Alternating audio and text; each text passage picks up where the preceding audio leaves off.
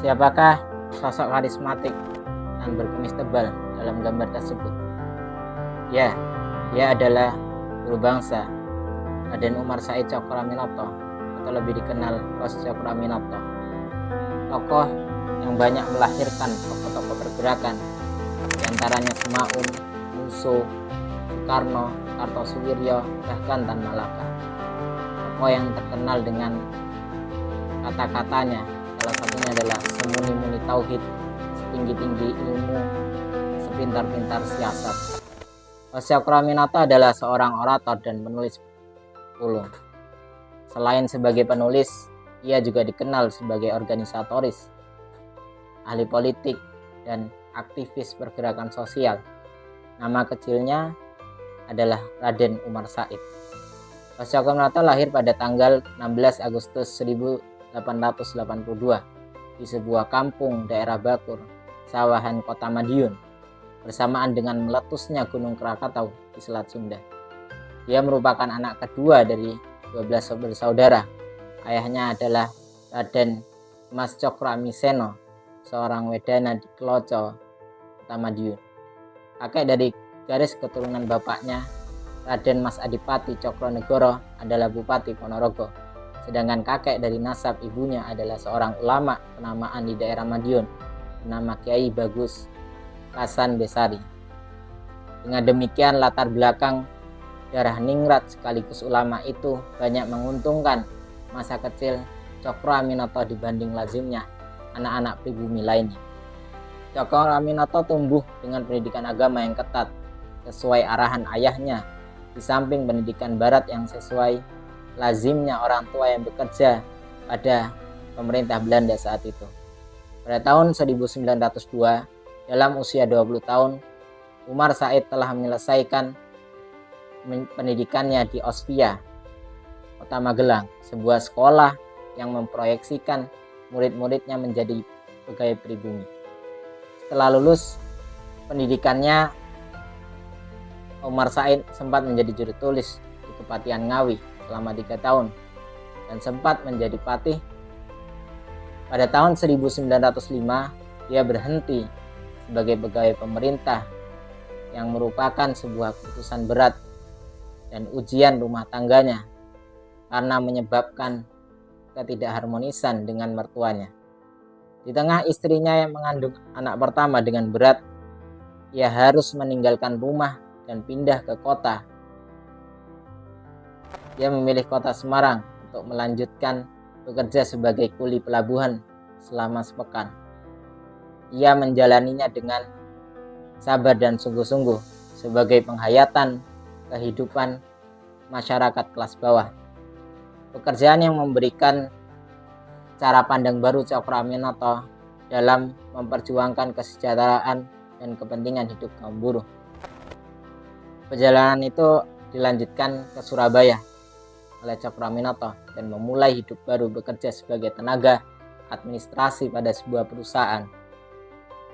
Kabar kelahiran Utari, putra pertamanya, kemudian mempersatukan kembali Umar Said Tjokroaminoto dan istrinya, sekaligus mengembalikan keharmonisan hubungan dengan keluarga mertuanya.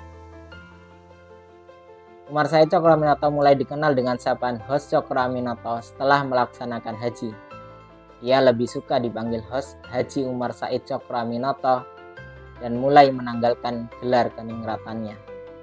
Tak hanya aktif di dunia jurnalistik, Hos Tjokroaminoto juga berkecimpung di sebuah organisasi bernama Sarekat Dagang Islam di bawah pimpinan seorang kiai dan pengusaha, Haji Samanhudi. Sarekat Dagang Islam yang merupakan organisasi pergerakan kumpulan para pengusaha batik di Solo yang didirikan sebagai respon terhadap kebijakan pemerintah Hindia Belanda yang mengenaktirikan penduduk Bumi Putra yang beragama Islam dan menempatkan warga kelas putih yang beragama Kristen sebagai warga negara kelas 1. Ia menyerukan pentingnya persatuan umat Islam pada saat itu untuk bersama-sama secara kolektif memperjuangkan hak-hak yang dirampas oleh pemerintah kolonial. Kemudian Tjokroaminoto tampil menjadi ketua cabang Sarekat Dagang Islam Jawa Timur. Hos Tjokroaminoto juga sering disebut sebagai Gatot Kaca Sarekat Dagang Islam karena terkenal sikap-sikapnya yang radikal dalam menentang kebiasaan-kebiasaan yang tidak baik dan memalukan bagi rakyat banyak. Ia menganggap dirinya dan masyarakat seharusnya derajatnya sama dengan pihak manapun, baik orang Belanda maupun pejabat pemerintah. Pada saat orang-orang pribumi harus menunduk dan duduk bersila saat berhadapan dengan pejabat pemerintah kolonial Belanda, Cokro Aminoto menentang keras kebiasaan tersebut, diikuti pandangan matanya yang disorotkan dengan tajam ketika berdialog. Pada tahun 1912, Kongres Sarekat Dagang Islam di Surabaya melahirkan satu keputusan yang monumental dan bersejarah, yakni keputusan mengubah nama Sarekat Dagang Islam menjadi Sarekat Islam. Diikuti perubahan gerak organisasi dalam bidang ekonomi menjadi organisasi sosial politik. Kongres tersebut juga menjadi pelopor pertama kali lahirnya istilah Kongres Nasional, yang juga menjadi cerminan dan satu usaha untuk menyatukan dan menegakkan cita-cita nasionalisme yang dibawa oleh pemimpin-pemimpinnya. Selain lewat pidato-pidatonya, Mas Cokro Aminoto mengabadikan pikiran-pikirannya lewat berbagai tulisan, karangan yang tersebar di berbagai media massa dan dalam bentuk buku. Beberapa buku hasil tulisan karangannya yang sangat terkenal dan menjadi bagian penting dalam sejarah pergerakan di Indonesia. Di antaranya ada buku Reglemen Umum Umat Islam sebagai pedoman umat Islam dalam bidang akhlak, ibadah, perkawinan, dan amar ma'ruf nahi mungkar. Dalam pendidikan ada buku juga yang ditulis Muslim National Underwich, sebuah buku yang berisi seputar wawasan dan tujuan pendidikan seperti yang dicita-citakannya. Di situ diajarkan bagaimana membentuk kepribadian muslim, semangat patriotisme, hidup baik dan sederhana.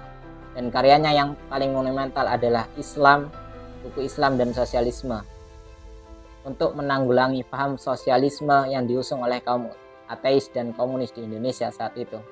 Buku ini juga mengajarkan bagaimana sistem kemasyarakatan yang sosial religius dan bagaimana hidup bersendi demokrasi dan musyawarah mufakat dalam mengambil keputusan. Sebagai penutup, ada satu wasiat Cokro Aminoto yang sangat terkenal, yaitu ungkapan lereno mangan tak durungi war, berhentilah makan sebelum kenyang.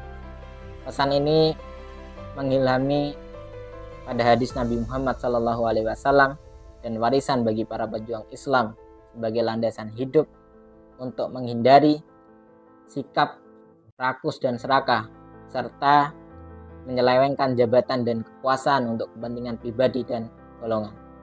Cokro Aminoto berpulang ke rahmatullah pada tanggal 17 Desember 1934 bertepatan 10 Ramadan 1353 Hijriah. Selamat jalan guru bangsa, semoga amal jasa dan pikiranmu terkenang abadi bagi orang-orang yang mau mengambil pelajaran.